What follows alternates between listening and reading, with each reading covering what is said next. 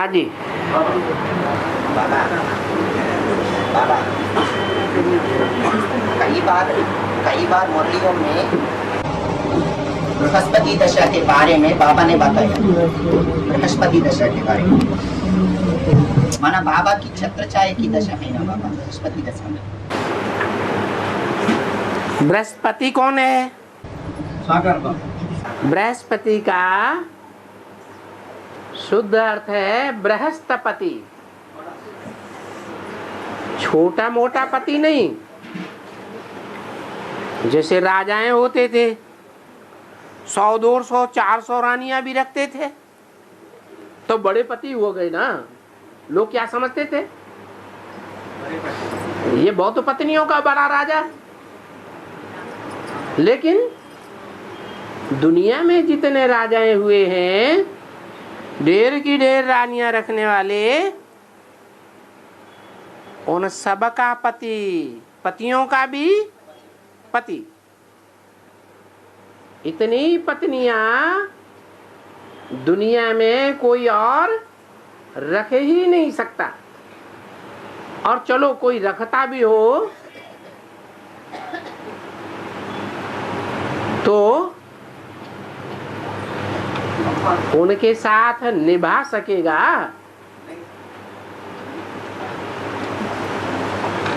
स्नेह करना बड़ी बात नहीं है, लेकिन स्नेह को, संबंध को निभाना बड़ी बात है। वो निभाने का कार्य वो एक ही कर सकता है, जिसे भगवान कहा जाता है। आया समझ में? ये बृहस्पति दशा है ना बाबा। हाँ, बाबा की छत्र उसको कहेंगे दुनिया का बड़े से बड़ा प्यार का सागर। क्या? वो जोर जबरदस्ती किसी को कंट्रोल नहीं करता। कैसे कंट्रोल करता है? प्यार का सागर है। इसलिए उसको बृहस्पति कहते हैं। उसकी दशा में आएंगे तो कभी घाटा नहीं हो सकता। हाँ, इसी दशा में अगर 7.5 है ना बाबा, शनि का 7.5, 7.5 शनि का 7.5। उसी दशा में शनि का 7.5 आ गया तो उसकी प्रभाव उनमें वो अपने आप नहीं आता है। शनि का कोई पत्नी की जिंदगी में कोई दूसरा इंटरफियर अपने आप कर सकता है, या दोनों हाथ से ताली बजती है? तो फिर तो आ नहीं जाता है, उसको निमंत्रण दिया जाता है। क्या कहा? निमंत्रण दिया जाता है, तब उसकी हिम्मत पड़ती है दरवाजे पे पांव रखने की। उसकी प्रभाव पड़ती है बाबा। बृहस्पति दशा में 7.5 का प्रभाव पड़ जाता होता है बाबा। हाँ, होता है। लेकिन कब होता है? तब ही होता है जब उसको निमंत्रण दिया जाता है। कोई भी ग्रह की दशा हो, ग्रह सब एक जैसे पावरफुल हैं या पावर में अलग अलग हैं? अलग अलग हैं। ज्ञान न होने के कारण, परख शक्ति न होने के कारण, और परख शक्ति न होने का मूल कारण है ज्ञान को न धारण करने के कारण, या बाप को न पहचानने के कारण और ग्रहों के चक्कर में फंस जाते हैं। तो उन ग्रहों की दशा में अंदर आ जाते हैं। ये प्रैक्टिकल बातें हैं।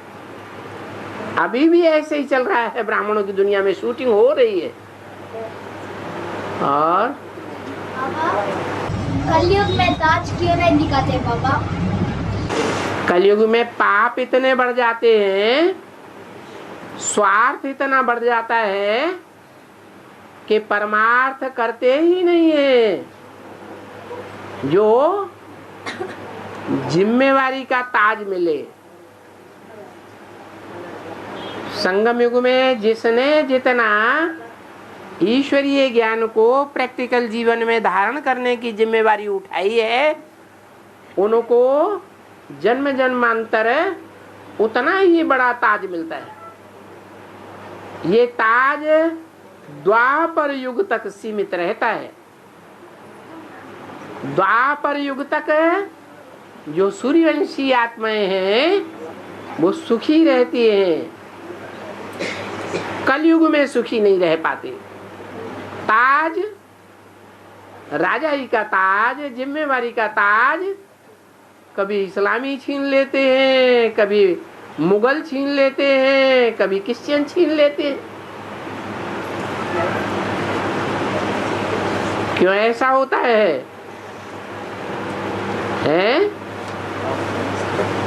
इसलिए ऐसा होता है कि जब चारों युगों की शूटिंग हुई थी तो कौन सी आत्माएं ईश्वरीय ज्ञान ले रही थी? ईश्वरीय ज्ञान को कौन सी आत्माओं ने ज्यादा समझा था? सूर्यवंशियों ने ज्यादा समझा, चंद्रवंशियों ने ज्यादा समझा, इस्लामी, बौद्धिक, क्रिश्चियन किसने ज्यादा समझा? और सूर्यवंशी सबसे पुराने भी हैं। जो इस्लामी है और जो क्रिश्चियंस हैं वो बहुत बाद में आए। तो जो नए नए आए हैं, बाद में आए हैं, उनकी बुद्धि सात्विक होगी या पुराने पुराने जो जीर्ण बूढ़े हो गए, तमो प्रधान बन गए, उनकी बुद्धि श्रेष्ठ होगी? वो प्रधान बनने वाले तो श्रेष्ठ नहीं होता ही रहता। हाँ जी। तो कलयुगी शूटिंग तक पहुंचते पहुंचते ये सूर्यवंशी आत्माएं जरा जीर्ण हो जाती है, तामसी बन जाती है। कैसे बन जाती है तामसी?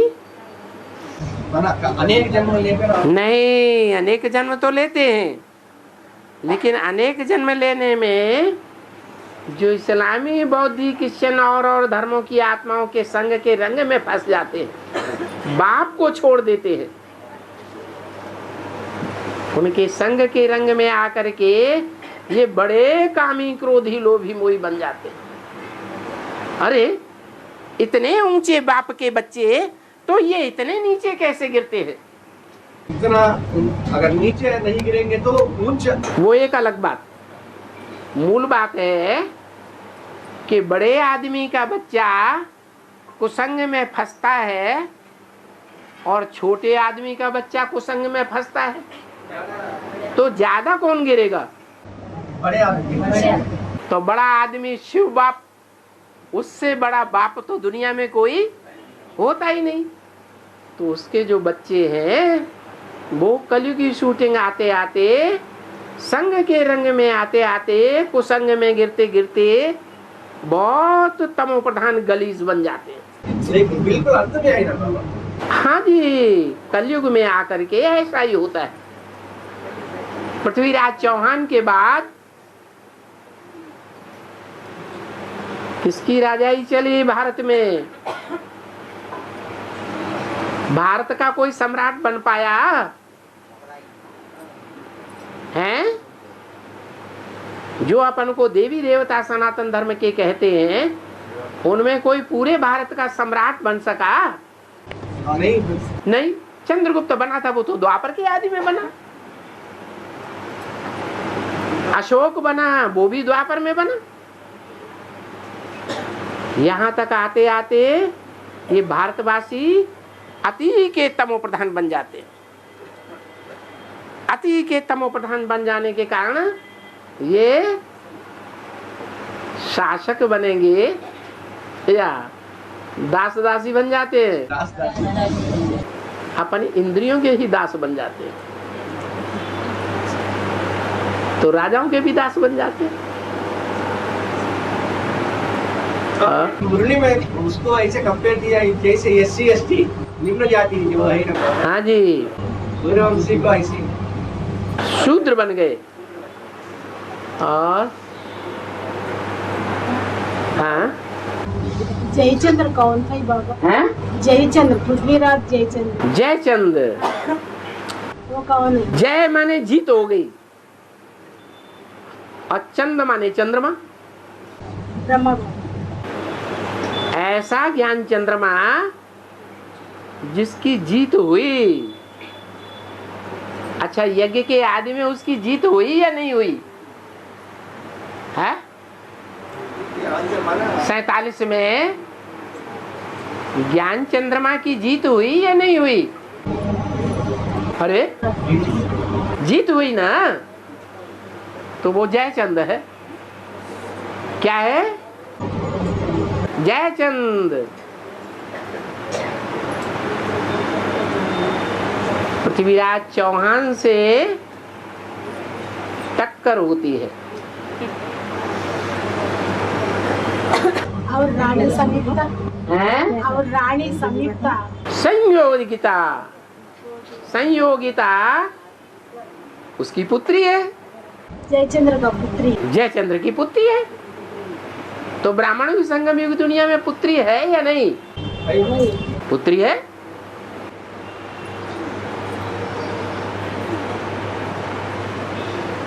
कहाँ का राजा था जयचंद? हैं? पता ही बस नहीं, कन्नौज का राजा था। कन्नौज, नौज, नौज बिल्ला कहते हैं ना। क्या नौज बिल्ला लगा रखा है, लड़ाई झगड़ा लगा रखा है।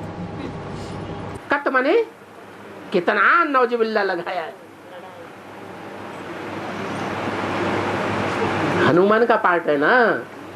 किसका? ब्रह्मा की पास। ब्रह्मा का। हनुमान जो है वो बचपन में बहुत जिज्ञासाएं करता था, बहुत प्रश्न पूछता था या नहीं है? बहुत प्रश्न पूछता। उसके प्रश्नों का कहीं कोई समाधान ही नहीं मिलता था। आखिरी उसके प्रश्नों का समाधान कहाँ मिला? ज्ञान सूर्य शंकर के पास जाकर के, शिव शंकर भोलानाथ जिसे कहते हैं, वहां से समाधान मिला। तो टैली करना है, हिस्ट्री को भी टैली करना है ब्राह्मणों की संगम की दुनिया में। टैली करेंगे तो और ज्यादा खुशी आएगी। तो उस समय जयचंद के समय में कौन भारत का सम्राट था? पृथ्वीराज चौहान दिल्ली के तख्त पर विराजमान था। वो पृथ्वीराज चौहान के बाद फिर कोई भी भारतीय राजा भारत का सम्राट नहीं बन सका। छोटे मोटे राजा ने भले बनते रहे हो, उनको भी कोई न कोई के अधीन रहना पड़ता था। अगर कोई को अधीन नहीं रहना पड़ा, कोई राजा को, या कोई अधीन नहीं हुआ, तो वो एक ही पार्टधारी है, नारायण वाली आत्मा, जिसके लिए शास्त्रों में गायन है कि नारायण की कभी भी हार नहीं हुई किसी युद्ध में। हर युद्ध में विजयी हुआ। संगम युग में भी विजयी होता है, तो द्वापर कलयुग में भी विजयी रहता है, हार नहीं मानता। ऐसे कोई राजाएं हुए या नहीं हुए हिस्ट्री में? सिर्फ एक ही है बाबा ने। एक क्यों है? हार नहीं मानता। महाराणा प्रताप है, उसने अकबर से हार नहीं मानी। जन्म नाम शिवाजी है, शिवाजी जिन्होंने मुगलों से हार नहीं मानी। ये सब तो साकार बात। इसलिए इन सारी बातों को जो हिस्ट्री में आई है, शास्त्रों में आई है, उनको संगम युग से टैली करना चाहिए। क्योंकि बाप कहते हैं मैं शास्त्रों का सार समझना। सार बताता हूं। मनुष्यों ने तो उल्टा अर्थ करके निस्सार बना दिया, अर्थहीन बता दिया। मैं उसका आकर के सही अर्थ बताता हूं। और आत्मा तो एक ही है ना बाबा, जैसे डिफरेंट कैरेक्टर्स। किस आत्मा में? साकार बाप में, साकार बाप की ये इतने से जन्म उनकी पाठ है ना, जो ही शिवाजी हो यानी पृथ्वीराज सिंह हो यानी राणा प्रताप हो, ये सब साकार बाप की पाठ है। आत्मा तो यही है, सत्यनारायण। मना जो कभी हारता नहीं है, भले कितना ही संघर्ष करना पड़े,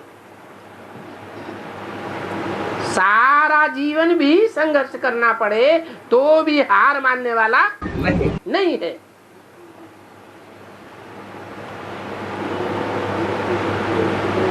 नीचे से नीचे स्टेज में भी आ जाए दुनिया की नजरों में, तो भी ऊंचे से ऊंचा पद प्राप्त कर सकता है एक ही जन्म के पुरुषार्थ में। इतना तीव्र पुरुषार्थ करने के संस्कार हैं उसके अंदर। कौन से जन्म में वो संस्कार भरे? ब्राह्मणों की संगमी की दुनिया में शिव बाबा की श्रीमत पर चल करके वो संस्कार भरे हैं। और बाबा, बाप किस तरह के बच्चों को पसंद करता है बाबा?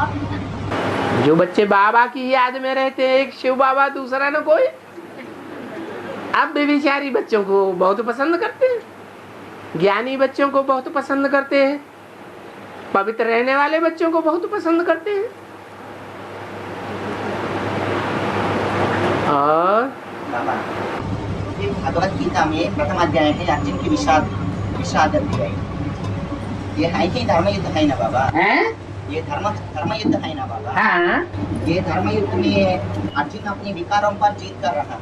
अर्जुन ने अपने विकारों पर जीत कर रहा। जीत पाया। हाँ। क्यों विषाद हो गया बाबा? पहले विषाद है ना बाबा अर्जुन? पहले अर्जुन विषाद अध्याय है ना बाबा? विषाद इसलिए होता है कि जो जन्म जन्मांतर विकारी बनता रहा है तो बुद्धि दुखमयी बनेगी या सुखमयी बनेगी? तो विषाद नहीं पैदा होगा।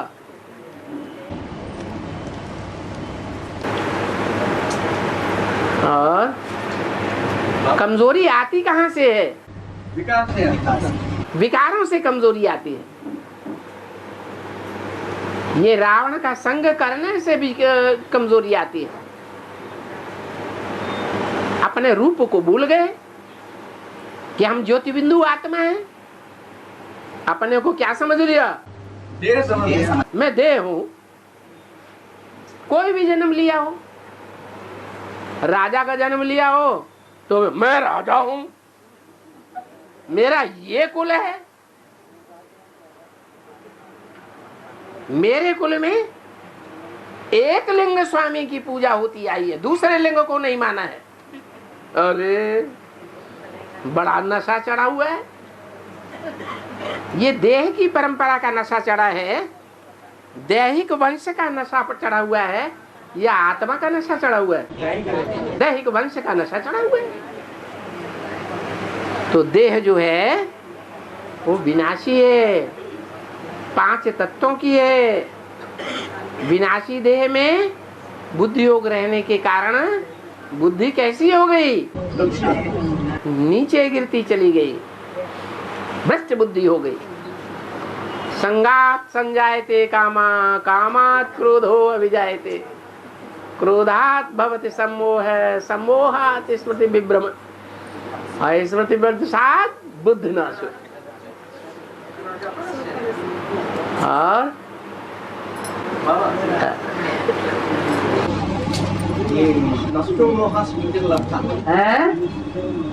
आखिरी में तो गीता की वो जो होते हैं ना बाबा, उसके में तो अर्जुन कहते हैं नष्टो मोह स्मृति लब्धा। स्मृति लब्धा, आखिर में कहते हैं तो आदि में भी तो ऐसे ही होंगे, आदि सो अंत होते हैं या नहीं? होते हैं। तो जब वो आत्माएं जो नष्टो मोहा की स्टेज को प्राप्त करने वाली हैं और धर्मराज की सजाओं को खाने वाली नहीं है, वो नष्टो मोहा स्मृति लब्धा जो 8 आत्माएं हैं, उनकी पहचान ही है कि जब से ज्ञान में आई होंगी तब से उनका देह से मोह नष्ट हुआ पड़ा है औरों के मुकाबले।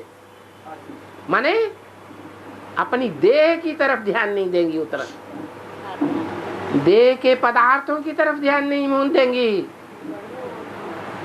कि नहीं मुझे खिचड़ी मिलेगी तो हम नहीं चल पाएंगे ज्ञान में, हमारा यहाँ से ट्रांसफर कर दो। उस सेंटर में इंचार्ज बहुत अच्छा भोजन बना के खिलाती है। देह के पदार्थ से बुद्धि नष्ट मोह, देह के संबंधियों से भी बुद्धि नष्ट मोह।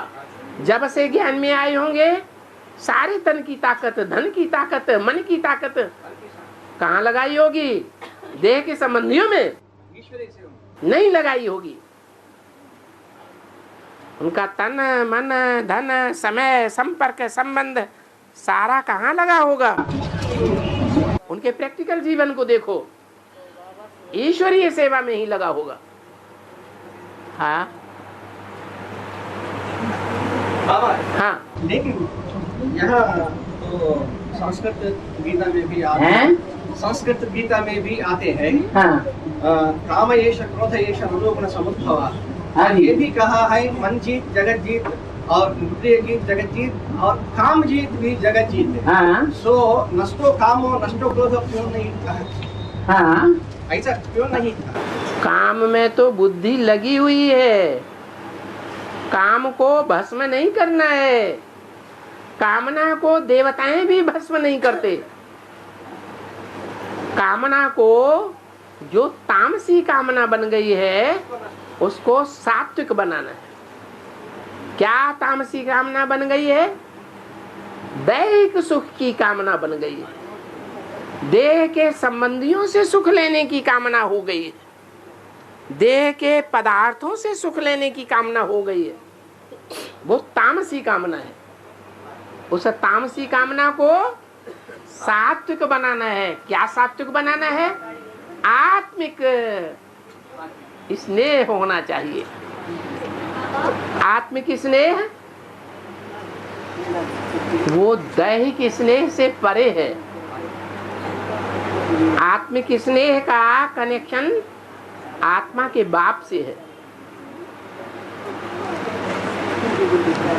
और महावीर बनने के लिए क्या पुरुषार्थ करना है बाबा? क्या महावीर बनने के लिए क्या पुरुषार्थ करना है बाबा? हाँ, वीर क्या करता है? वीर क्या करता है? युद्ध करता है। वीर किसे कहा जाता है? जो युद्ध करने वाला है और कभी हार मानने वाला नहीं है, उसे महावीर कहा जाता है।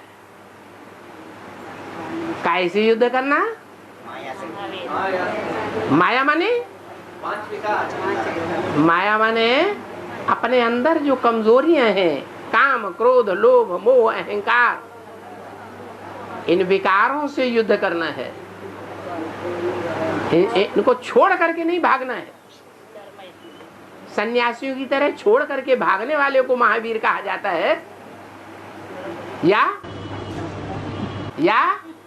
घर गृहस्थ में रह करके काम, क्रोध, लोभ, मोह, अहंकार को जीतने वाले को कहा जाता है? जीतने वाले को कहा जाता है। तो महावीर कैसे बनना है? एक बाप दूसरा नहीं। हाँ, एक बाप दूसरा न कोई, ये बुद्धि में रखना है, लेकिन युद्ध पूरा करना है।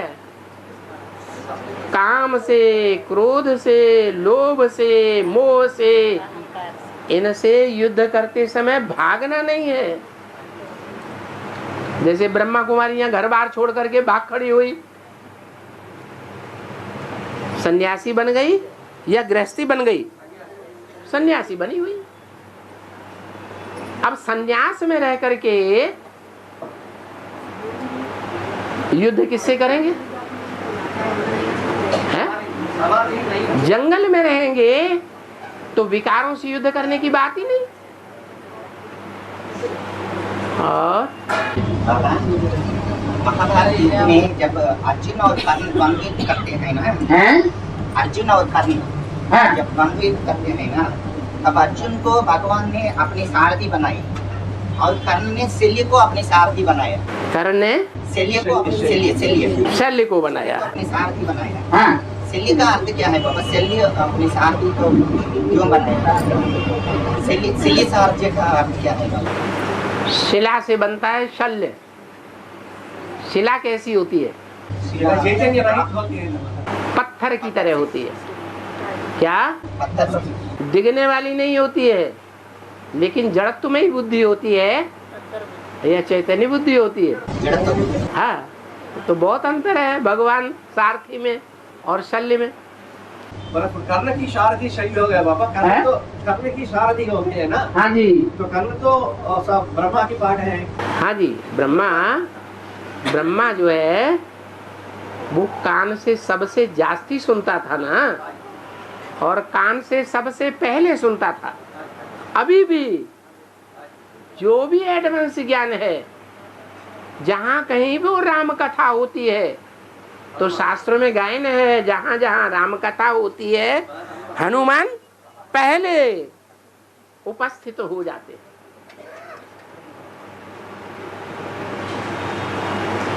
तो वो कान से सबसे पहले सुनते हैं और सबसे जास्ती सुनते हैं। इसलिए वो कर्ण है। कर्ण 10 इंद्रियों में सबसे जास्ती सुनने का काम किसका है? कान। और सबसे पहले कौन सुनता है? वही कान ही सुनता है।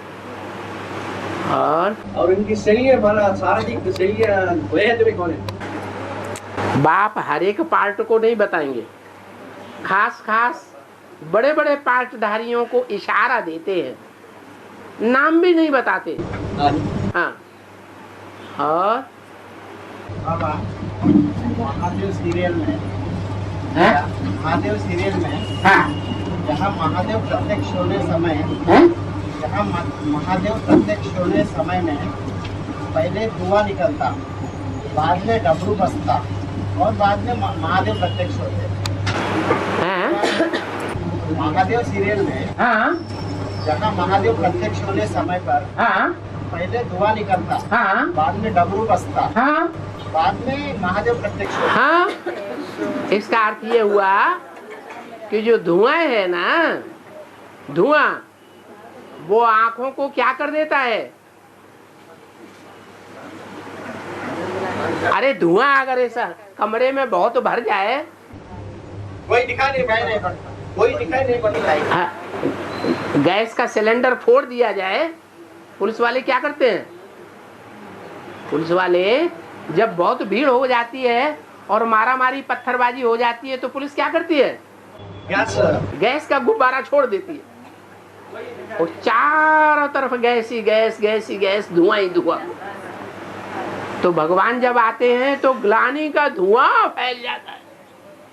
बोलो, फैलता है कि नहीं? फैलता है। बाहर की दुनिया में ही फैलता है या बेसिक ब्राह्मणों की दुनिया में भी फैलता है और एडवांस की दुनिया में भी फैलता है? दुनिया में चारों तरफ धुआं फैल जाता है। भगवान प्रत्यक्ष होने से पहले तो धुआं फैला हुआ है या नहीं है? एक ग्लानि का धुआं है, आंखें अंधी हो जाती है, सच्चाई नहीं दिखाई पड़ती है और डमरू बजता है। वो सिर्फ देवताओं का ही रक्षक है या राक्षसों का भी रक्षक है? राक्षसों का भी बाप है या सिर्फ देवताओं का ही बाप है? दोनों का बाप है। दोनों को सपोर्ट करेगा या एक पार्टी को ही सपोर्ट करेगा? दोनों को सपोर्ट करता है।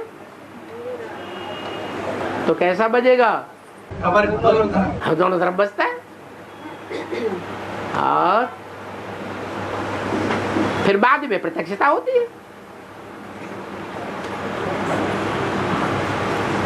हाँ जी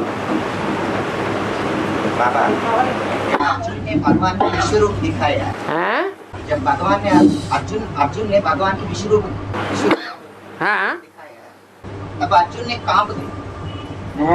अर्जुन ने कांप गए। कांपता क्यों? क्या कांप गया बाबा? वो भगवान को अपने साथी मानकर रख गया ना। इसलिए कांपता है कि वो तो भगवान को अपना सखा मित्र समझता था, और मित्रता करके समानता आ जाती है। जब समानता समझी तो फिर थोड़ा उल्टा पलटा भी बोला जाता है कि नहीं? समानता समझ करके उल्टा पलटा कुछ बोला जाता है या नहीं? बोला गया। तो ये देख के कि अरे ये कौन है और मैं कौन हूं, कांप गया। और आज हिस्ट्री में तो कहते हैं कहाँ राजा भोज कहाँ गंगुआ तेली। कोई छोटा प्रजा का वर्ग का आदमी राजा के सामने लाया जाए तो उसकी सिट्टी पिट्टी गुम हो जाती है। अरे चलो उनकी तो बात छोड़ दो, किसी बड़े साहूकार के घर में इनकम टैक्स से इंस्पेक्टर पुलिस को लेकर आ जाए तो क्या हालत हो जाती है? हालत खराब हो जाती है। ऐसे ही है, कहाँ नर और कहाँ नारायण नहीं। नर को नारायण बनाने वाला, बहुत अंतर है, आकाश पाताल का अंतर है। और बाबा बुद्ध ने आत्मा परमात्मा का जिक्र क्यों नहीं किया बाबा? हाँ, क्योंकि वो सूर्यवंशी था या और वंशी था, थर्ड क्लास धर्म का था या फर्स्ट क्लास धर्म का था? हाँ, अल्लाह के द्वारा स्थापन किया हुआ जो अव्वल नंबर का धर्म है सूर्यवंश, देवी देवता सनातन धर्म का स्थापन करने वाला था या थर्ड क्लास धर्म का मुखिया था? कौन था? थर्ड क्लास था। इसलिए उसने न भगवान के द्वारा बताए हुए आत्मा को जान पाया, आत्मा की गहराई को भी नहीं समझ पाया, और आत्माओं के बाप को भी नहीं समझ पाया, स्वर्ग को भी नहीं समझ पाया कि भगवान आकर कैसे स्वर्ग रचता है। तो फिर वो वर्णन कैसे करेगा जब समझ ही नहीं पाया? इसके बारे में भगवान बुद्ध ने कहते हैं कि सारा ढेर सारा साहित्य दिया ज्ञान का, और अच्छी अच्छी बातें ही सुनाई, अच्छे गुणधर्म सिखाए, लेकिन उन सब बातों के बीच में आत्मा का, परमात्मा का, स्वर्ग का जिक्र कहीं भी नहीं किया।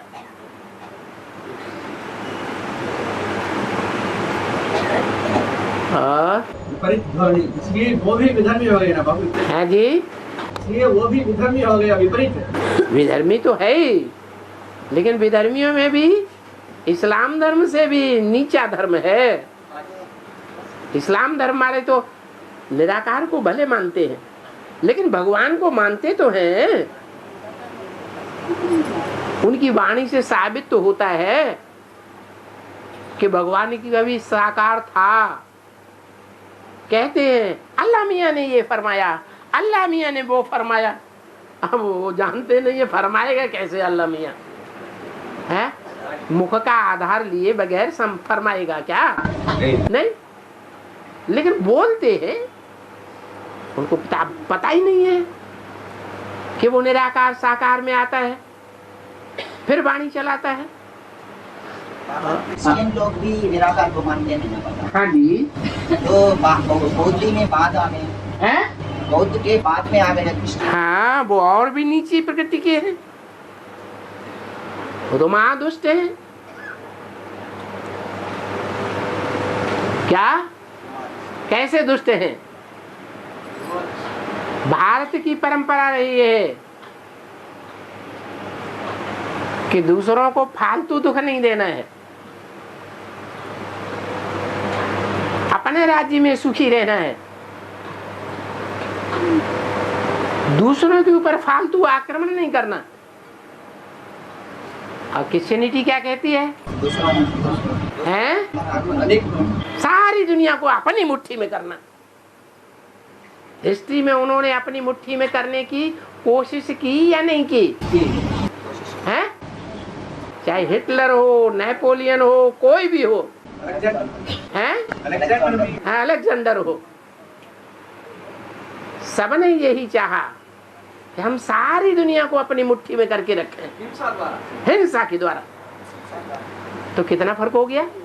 कहाँ महात्मा बौद्ध धर्म के अनुयायी वो अहिंसक है और वो हिंसक।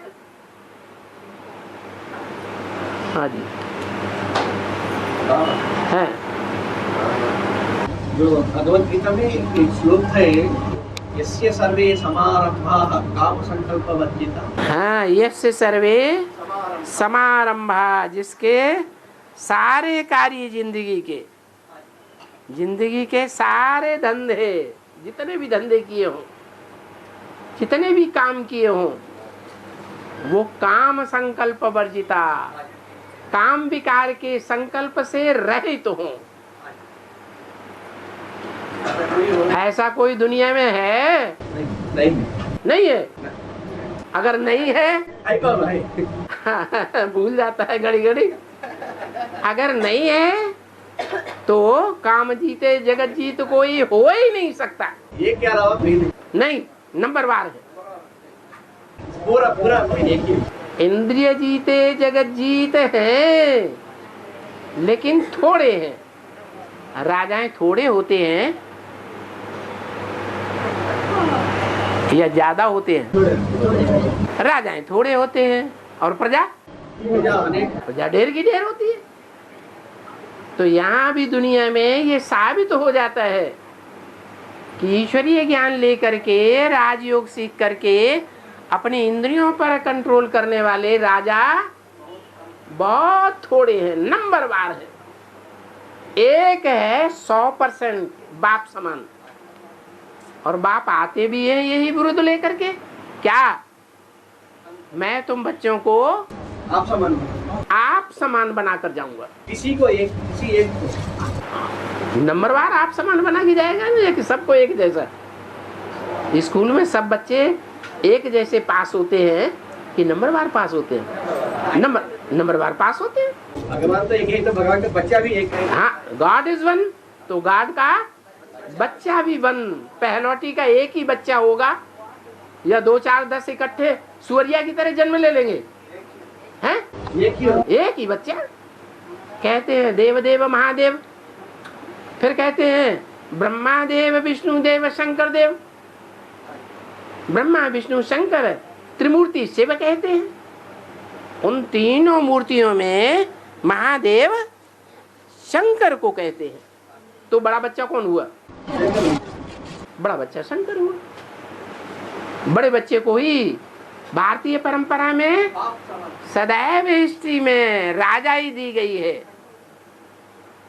हिस्ट्री को उठा के देख ले, छोटे बच्चों को राजाई नहीं दी गई। बड़े बच्चे को राजाई क्यों देते हैं? क्योंकि बड़ा बच्चा जो है लंबे समय की पवित्रता की पावर से जन्म लेता। हाँ,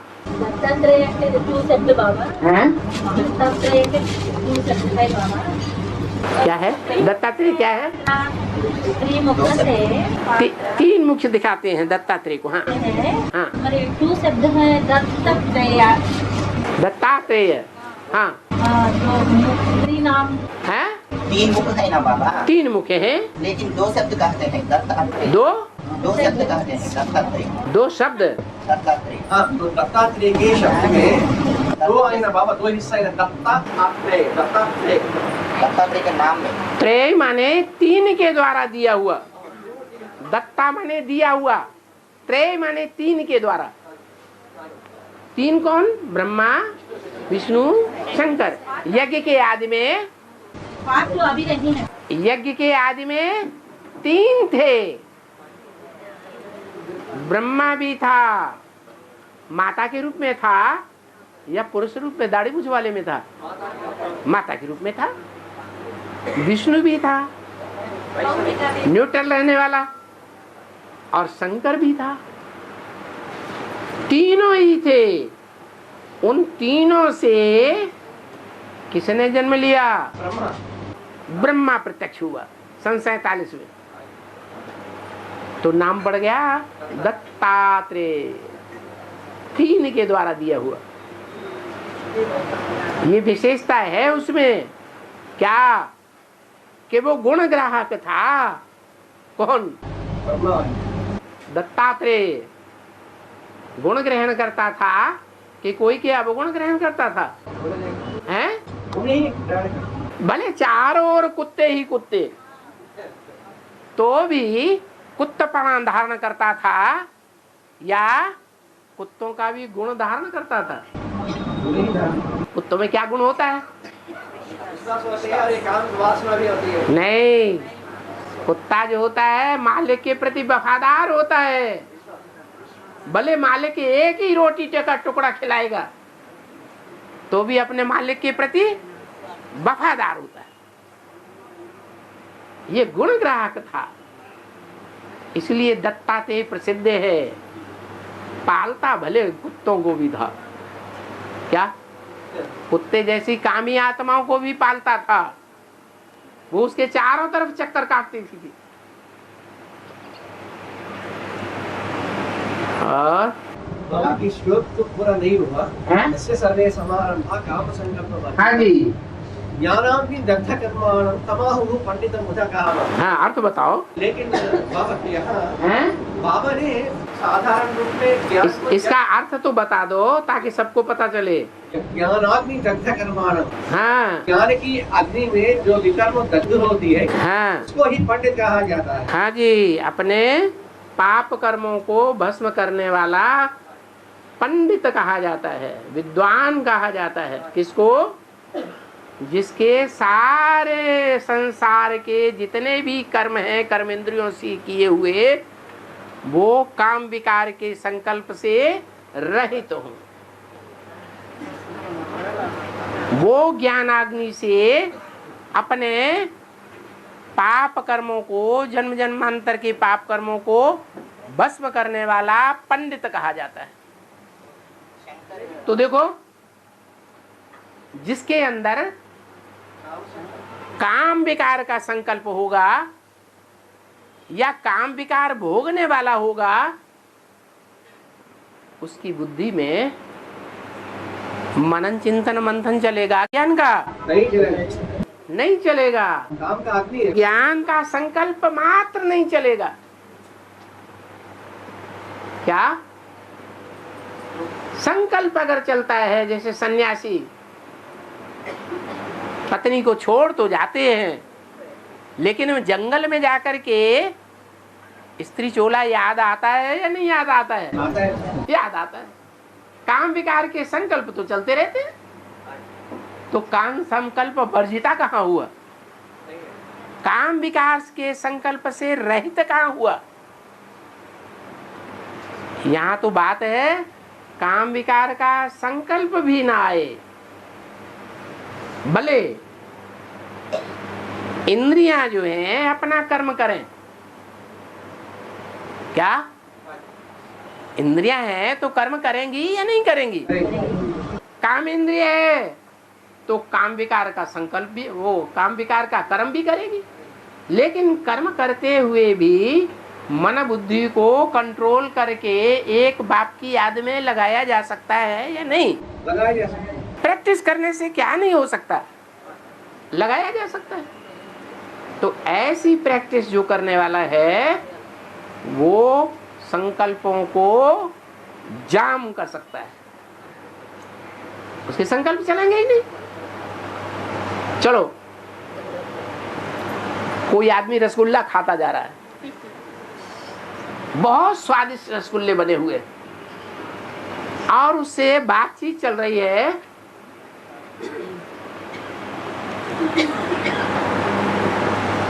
कहीं विदेश में बहुत बड़ा कारोबार स्थापन करना है, ऐसा बड़ा कारोबार जिसमें उसका सारा धन जाने वाला है, सारे संबंधियों की सारी ताकत, पत्नी बाल बच्चे सब उस कार्य व्यवहार में कल ही जाने वाले, ऐसी प्लानिंग हो रही है। रसगुल्ला खा रहा है मुख से, बुद्धि कहाँ है? बुद्धि कहाँ चली जाएगी? बुद्धि वहां रखी हुई है जहां उसका धन जाने वाला है, जहां उसका तन जाने वाला है, जहां उसके तन के संबंधी जाने वाले। तो फिर बाद में उसे वो रसगुल्ले का स्वाद याद आएगा? नहीं याद आएगा, क्योंकि बुद्धियोग उसमें था ही नहीं। जहां मन बुद्धि इंद्रियों के विषय में सहयोग नहीं करेगी, वहां इंद्रियों का कोई हिसाब किताब नहीं बन सकता है। बांधेली माता है, हाँ, उसको खास यही बात बांधेली माताओं की है। बांधेली माताओं का मन कहाँ लगा हुआ है? शिव बाबा में लगा हुआ है, और तन पति के अंदर में है। तन की इंद्रियां भी जब चाहे तब पकड़ लेता है, जबरदस्ती है, अपना सुख भोगता है। लेकिन सुख भोगने में इंद्रियों का स्वाद पति ले रहा है या पत्नी ले रही है? कौन ले रहा है? पति। पत्नी ले रही है। पत्नी स्वाद लेती है? नहीं लेती है। उसका लक्ष्य है हमें तो भगवान चाहिए, हमें ये दुख देने वाला नहीं चाहिए। जो आत्म का प्यार नहीं करता है, ये देह का प्यार करने वाला है, नहीं चाहिए। तो बुद्धि हटी हुई है वहां से। तो जब बुद्धि हटी हुई है तो जो इंद्रियों का सुख है वो उसको याद रहेगा? नहीं रहेगा। हाँ, गणेश चतुर्थी त्योहार मनाते हैं। गणेश चतुर्थी त्योहार मनाते 10 दिन के बाद निमज्जन करते हैं। ये माता जी पूछ रही थी, वो क्यों करते हैं? विसर्जन करते हैं, निमज्जन करते हैं ना। हाँ, वैसे क्यों करते हैं ये माता जी पूछ रही थी। हाँ, पानी में डुबो देते ना, इसीलिए करते हैं कि संगम युग में जब भगवान बाप आते हैं तो जो भगवान बाप को पूरी तरह न पहचानने वाले हैं वो कोई देवियों को पूजने लग पड़ते हैं, ब्रह्मा कुमारियों की पूजा करने लग पड़ते हैं, उनको तन धन धाम स्वर्ग परिवार सब कुछ अर्पण करते हैं। कोई गणेश हनुमान अथवा ब्रह्मा बाबा की पूजा करने लग पड़ते हैं। जो मुरली में बोला है, कोई मम्मा के पुजारी, कोई बाबा के पुजारी, शिव बाबा को कोई पूछता ही नहीं।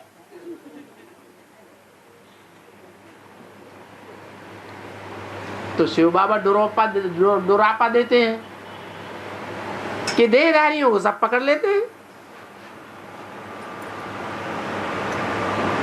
तो ऐसे ही ब्रह्मा का पार्ट किसका हुआ?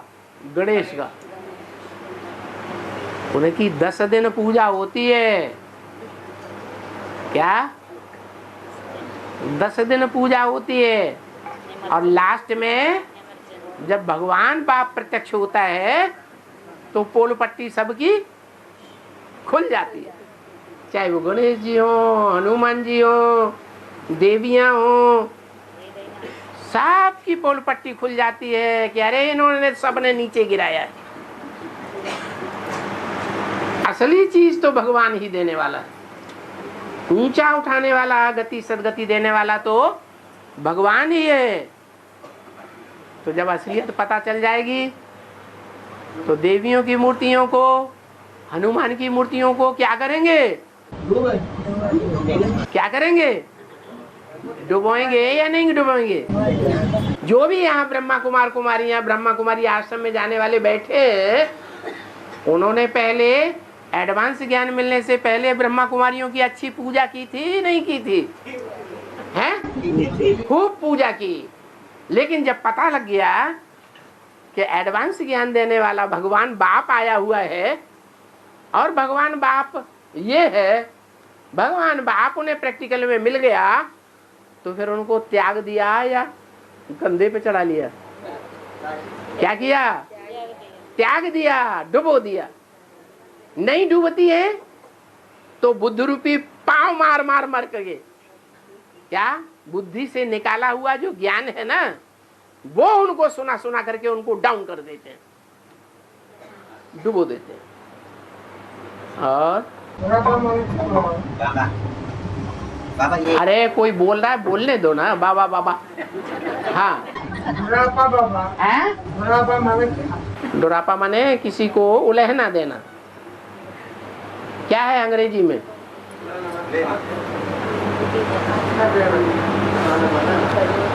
डोरापा देना, उलहना देना, ये हिंदी और उर्दू का शब्द है।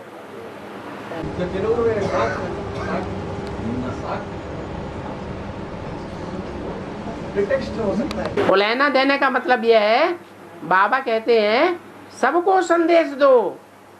कोई बाद में ये न कहे अरे तुम हमारे रोज संसर्ग संपर्क में संबंध में आते थे और तुमको भगवान मिल गया, तुमने हमको नहीं बताया। इसको कहते हैं उलहना देना।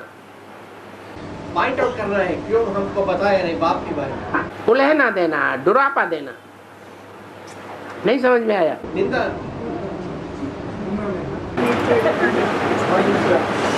हाँ, 108 की माला है ना बाबा? हाँ जी।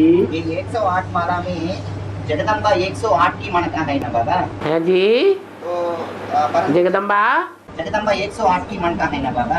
108 की माला का मणका है। मनका कौन सा मणका है? मनका। हाँ, विजय माला और रुद्र माला दोनों का मणका है या सिर्फ रुद्रमाला का मणका है? दोनों का मणका है। विजय माला में आती है रुद्रमाला का मणका है। परंतु जगदम्बा चंद्रवंशी की हेड है ना बाबा?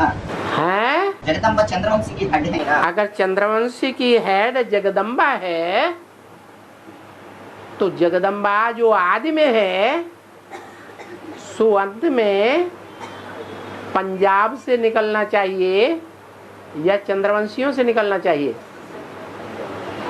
चंद्रवंशी। फिर कहाँ से निकलती है? पंजाब से। पंजाब से निकलती है। और तो ये 108 की मनका के माला में बाएं ओर से सूर्यवंशी है और दाएं ओर में चंद्रवंशी। अच्छा है, जिधर माला इधर घुमा दो तो सूर्यवंशी इधर हो गए, फिर इधर घुमा दो तो चंद्रवंशी इधर हो गए। हाँ, उनका नंबर 108 है ना बाबा? हाँ जी। तो चंद्रवंशी का हेड है तो भी उनका नंबर 108 है।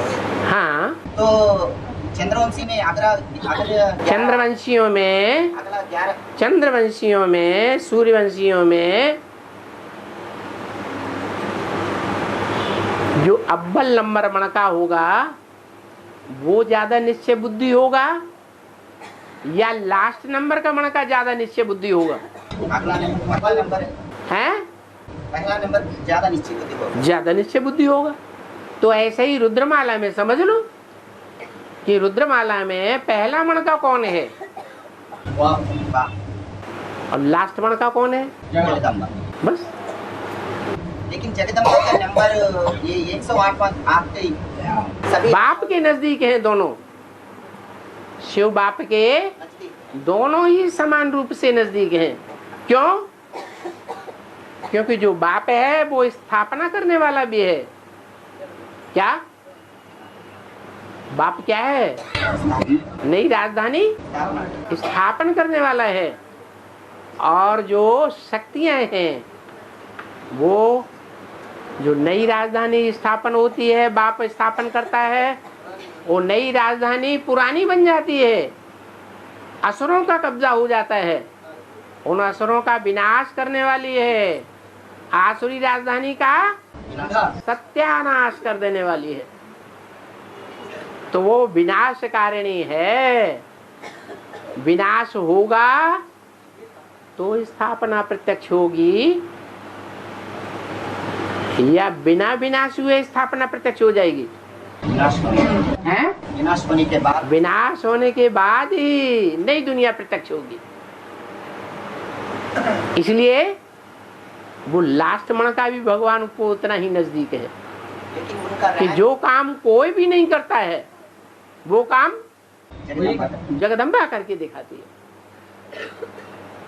लेकिन उनकी रैंक अगले मनकम से बहुत छोटा हो गया ना बाबा हैं? उनकी रैंक 108 हो गया ना बाबा। लास्ट रैंक हो गया। लास्ट रैंक हो गया। हाँ, उनके रैंक अगला मनकम से बहुत छोटा हो गया ना। हाँ, क्यों छोटा हो गया? बहुत तो इसलिए छोटा हो गया कि विनाश करना ज्यादा अच्छा है या स्थापना करना ज्यादा अच्छा है? स्थापना करना, मकान बनाना अच्छा है, मकान का निर्माण करना अच्छा है, या मकान ध्वंस करना अच्छा है? मकान बनना। मकान बनाने वाले को ज्यादा पैसे मिलते हैं या मकान तोड़ने वाले को ज्यादा पैसे मिलते हैं? किसको मिलते हैं? बनाने वाले को ज्यादा पैसे मिलते हैं।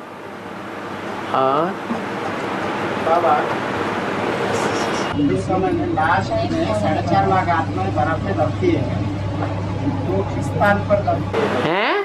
किस स्थान पर दबती है? वो 108 आत्माएं जो हैं, एक धर्म एक देश की है या सारे वर्ल्ड की है बीज? सारे वर्ल्ड के बीच। तो सारे वर्ल्ड की जो बीज है संगम युग में, वो बीज जब तैयार हुए होंगे तो सारे वर्ल्ड में बिखरे हुए होंगे या एक जगह इकट्ठे हो जाएंगे? सारे जगह, सारे वर्ल्ड में बिखरे हुए थे। क्यों? कोई सूर्यवंशी, कोई और वंशी। स्थापना कौन से वंश की होनी है? सूर्यवंश की स्थापना होनी है और वंशों का ध्वंस होना है। तो बीज का तो कभी ध्वंस होता ही नहीं। हाँ, बीज पर जो छिलका चढ़ा हुआ है वो छिलका उतर जाता है। कोई पे मोटा छिलका चढ़ा हुआ है और कोई पे पतला छिलका चढ़ा हुआ है। कोई में ज्यादा डंडे लगते हैं धर्मराज के और छिलका उतर जाता है, और कोई में कम डंडे लगते हैं और छिलका उतर जाता है। तो ज्यादा डंडे किसको लगते होंगे और कौन से बीजों को कम डंडे लगते होंगे धर्मराज के? हैं? नहीं, जो सूर्यवंशियों के नजदीक होंगे, जो सूर्यवंशियों के नजदीक होंगे, भारतीय धर्म मूल के होंगे, जैसे बौद्धी, सन्यासी, सिख, आर्य समाज वगैरह वगैरह, उनको कम डंडे, और जो लेफ्टिस्ट होंगे उनको ज्यादा डंडे। हिसाब है।